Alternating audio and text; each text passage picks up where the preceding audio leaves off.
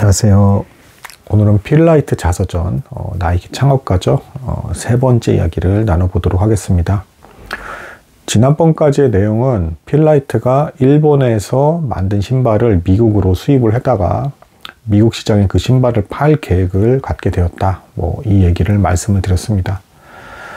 그래서 이제 아버지께 해외여행을 위해서 비용 투자를 제안을 드렸는데 의외로 아버지께서 선뜻 내가 마지막으로 너를 돕는 일이 될 것이다 라고 하면서 도움을 주셨다, 이렇게 말씀을 드렸습니다. 그리고 이 여행을 혼자 가기는 왠지 부담스럽기 때문에 카터라는 친구와 함께 여행을 떠나기로 했고, 가는 과정에서 곧바로 일본을 간 게 아니라 하와이를 거쳐가게 되는데 하와이에서 정착할 생각을 하게 되었다 라는 좀 의외의 행보를 보였다라고 이제 말씀을 드렸습니다. 그리고 하와이에서 이제 생활을 하기 위해서 그 하와이에서 유행하고 있던 영업 이제 판매일이었던 이제 백과사전을 가정마다 방문해서 직접 파는 그런 일을 했다라고 말씀을 드렸습니다. 이때 당시 인터넷이 없었기 때문에 정확히는 이제 1962년입니다. 백과사전을 집집마다 방문해서 직접 팔으려고 했던 것이죠. 그 백과사전을 파는 회사의 영업 모토는 이런 거였다라고 합니다. 당신들은 단순히 책을 파는 것이 아니라 인류의 지식의 보고를 각 집집마다 전달하는 소중한 사람들입니다. 그러니 자부심을 가지고 가정마다 방문을 해서 그 백과사전을 잘 팔아보시기 바랍니다. 이렇게 교육을 했다라고 합니다. 인터넷이 없던 시대니까 지식을 찾으려고 하면 백과사전을 뒤지던 이제 그런 시대였던 것이죠. 그런데 놀랍게도 이제 필라이트는 여기선 전혀 두각을 나타내지 못했다. 한 권도 팔지 못했다라고 제가 말씀을 드렸습니다. 그래서 이제 고민을 하다가 본인이 백과사전 판매는 도무지 적성에 맞지 않는 것 같아서 이제 업종을 바꿔서 그 하와이에 있던 딘 윈터라는 채권 회사에 가서 이제 그 채권을 파는 텔레마케터 일을 시작을 했다라고 말씀을 드렸습니다. 여기서 이 딘 윈터라는 회사가 이제 6층에 자리 잡고 있었는데 하와이 해변가에 파도들이 보였기 때문에 자기는 자기가 텔레마케터 일을 하는 줄도 모르고 그래도 비교적 자유분방한 분위기 속에서 일을 잘 진행할 수 있었다라고 이제 고백을 하고 있습니다. 그래서 그랬는지는 모르겠지만 어쨌든 실제로 이 딘 윈터라는 채권 회사에서는 영업사원으로서 두각을 나타내기 시작을 했습니다. 필라이트는 스스로 말하기를 자기는 말을 잘 못한다 라고 이제 분명히 책에서 몇 번이고 반복해서 기록을 하고 있어요. 근데 이 채권 회사의 이 채권에 관해서는 자기가 되게 잘 알고 있었다라고 그래요.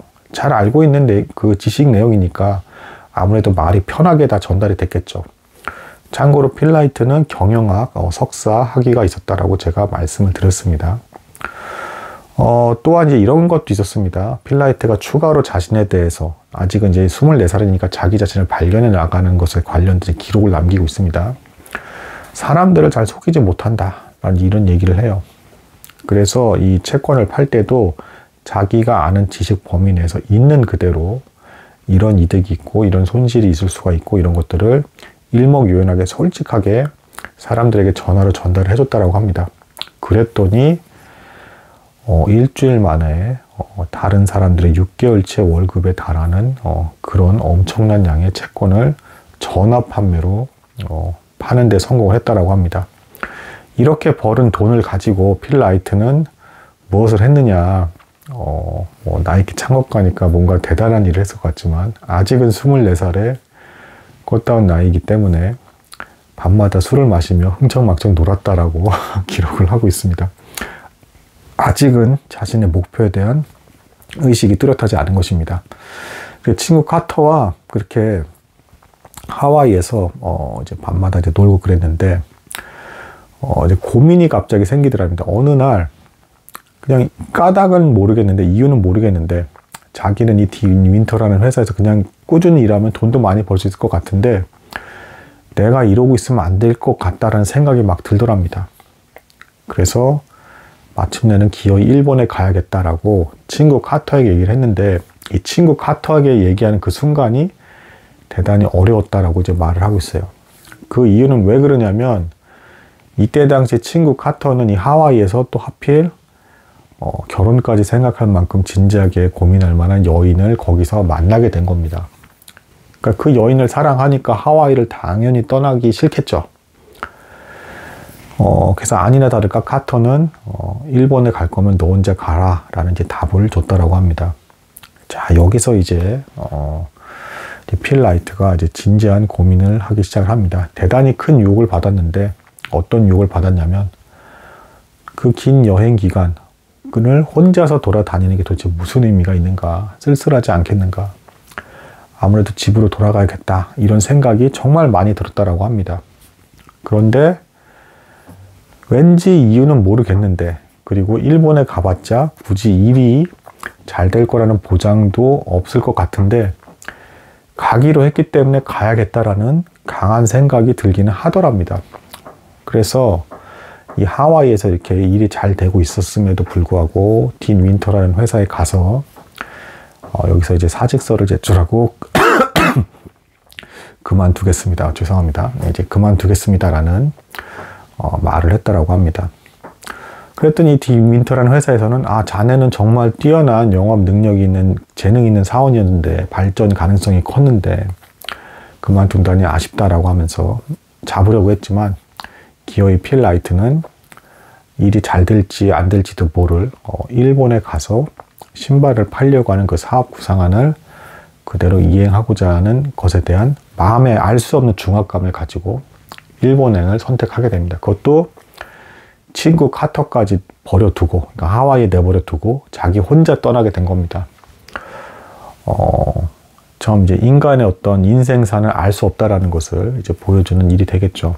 그러니까 결과도 모르고 앞일이 잘 될지도 모르는데 기어이 친구까지도 내버려두고 자기 혼자 일본행을 택한 겁니다. 집으로 돌아간 것도 아니고. 그래서 막상 또 일본에 가는데 이제 그 비행기가 일본에 착륙할 때 이제 일본어로 막 이제 설명이 나오니까 그때가 되고 나서야 갑자기 불현듯 할아버지 할머니가 얘기해 주었던 일본군의 만행, 미군들을 얼마나 이렇게 가혹하게 대했는가. 일본이 필리핀을 침공했을 때 그때 잡은 미군 포로들 7만 명을 이제 통곡의 행진이라 부르죠. 영화에서도 이제 영화되기도 했고, 먹이고 입히지도 않은 채 장기간 이제 걸어가게끔 만들어가지고 많은 사람들이 다치고 아사에서 죽게 되는 이제 그런 끔찍한 만행들이 있었는데 이런 것들이 막 떠오르더랍니다. 그래서 일본에 괜히 왔나 하면서 막 후회가 되더랍니다. 그러니까 물론 결과론적으로는 이 사람이 나중에 나이키라는 엄청난 회사를 창업에 성공하게 되게 되긴 하지만 당연히 지금 이 일본에 이제 막 비행기가 착륙하는 순간에서는 일이 잘 될지 안 될지 도무지 몰랐었겠죠. 그리고 진행 과정도 어떻습니까? 친구도 버려두고 와야 됐고, 또 친구는 또 그 좋은 여자친구, 굉장히 아름다웠다라고 해요. 자기도 사귀고 싶을 만큼 아름다운 여자친구였다라고 해요. 친구는 그렇게 하와이에 금방 자리 잡고 여자친구까지 생기는 상황인데 나는 아무것도 없는 상태에서 혼자서 쓸쓸하게 일본으로 가야 한다는 그 상황 자체가 왠지 불길하고 일도 잘 진행되지 않는 것 같은 좀 그런 느낌이 있잖아요. 근데 알 수 없는 그냥 중압감, 마음의 중압감을 가지고 일본으로 갔고, 일본에 착륙하는 과정에서도 후회하는 마음이 막 들더라. 근데 아무튼 비행기에서 내리게 되고요. 내렸더니 또 여기서 일이 그냥 일사천리로 잘 처리가 되는 게 아니라 아니나 다를까 1962년이라고 했죠. 1945년이 2차 대전이 끝났고요. 참고로 일본이 원자포탄만 맞은 게 아니라 도쿄나 이런데 미국의 그 네이팜이라 해가지고 이제 폭탄이 터지면 이 불이 안 꺼지는 그런 폭탄이 있어요. 여기에 집중 폭격을 다 당해가지고 그 도쿄의 목조 건물이 너무 많았기 때문에 순식간에 다 이제 불로 다 불타버리고 30만 명이 죽는 그런 일이 발생했습니다. 핵폭탄 사건보다도 더 많은 사람이 죽은 거예요. 그러니까 도쿄 공습 때. 근데 이제 그런 파괴의 흔적들이 택시를 타고 지나가는데 다 보이더랍니다. 건물에 막 검게 그을은 부분도 있고 뭔가 있었던 지역인 것 같은데 폭격을 당해서 그냥 땅이 평평해져 버린 그런 흔적들도 있고, 그러니까 여전히 일본에는 전쟁에서 진 것에 대한 상처들이 막 곳곳에 남아 있었던 것이죠. 막 건물에 막 그을음이라든가 이런 흔적들이 보이고, 그 모습을 보면서 필 라이트는 택시 운전수에게도 이제 무어라 말을 건네기가 민망한, 그러니까 승전국이긴 하지만 어쨌든 적국인 거잖아요. 일본 사람 입장에서는. 그래서 아직도 이렇게 흔적이 좀 남아있네요 라고 민망하게 물었더니 그 택시 운전수가 하나하나 설명을 해주면서 그렇게 폭격을 당해서 우리는 이게 다 많이 죽었다 뭐 이런 얘기까지도 들었다라고 합니다. 그러니까 이제 뭐 일본에 막상 왔더니 뭐 친근감 있게 대해준 것도 아니었다라는 것이죠.